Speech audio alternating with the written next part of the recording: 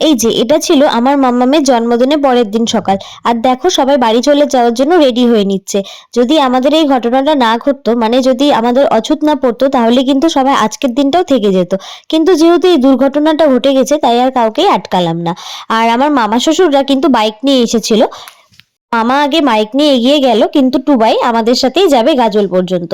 আর আমাদের বাড়ি থেকে যেহেতু বালুরঘাটের ডাইরেক্ট গাড়ি নেই, তার জন্য মাকে কিন্তু গাজল পর্যন্ত এগিয়ে দিতে যাচ্ছি আমাদের গাড়ি করে। আর ওখান থেকে মা বাসে চলে যাবে। জানো তো, আজ কিন্তু আমার মায়ের জন্মদিন। হ্যাঁ, মামামের জন্মদিনের ঠিক পরের ডেটেই আমার মায়েরও বার্থডে। এবার যখন মা আমার বাড়িতে আসে, তখন খুব আনন্দেই ছিলাম যে এবার বার্থডেটা মায়ের সাথে থেকে সেলিব্রেট করব। হ্যাঁ, বিয়ের আগে হয়তো মায়ের সাথেই থাকতাম, কেকও কাটিং হতো, কিন্তু মাকে কোনোদিনও আমি নিজের হাতে পায়েস করে খাওয়াতে পারিনি, কারণ বিয়ের আগে আমি একেবারে অকর্মা ঢিকি ছিলাম, কিছুই পারতাম না। তাই এবার আনন্দেই ছিলাম যে মাকে এবার নিজের হাতে পায়েস করে খাওয়াবো। কিন্তু কিছুই হলো না, এই যে মাকে চলে যেতে হলো। যেহেতু সকালে আমার বাড়ি থেকে কিছু খেয়ে যায়নি, এজন্য গাজলে মাকে পরোটা খাইয়ে দিলাম, কারণ যেতে যেতে অনেকটা বেলা হয়ে যাবে, গিয়ে রান্না করবে তারপরে খাবে। এই যে দেখো, আমি ঠিক কতটা মন খারাপ নিয়ে বাড়ি ফিরে যাচ্ছি। আর যেতে যেতে দিয়াকে ফোন করে মনে করিয়ে দিয়েছিলাম কেক কেনার কথা।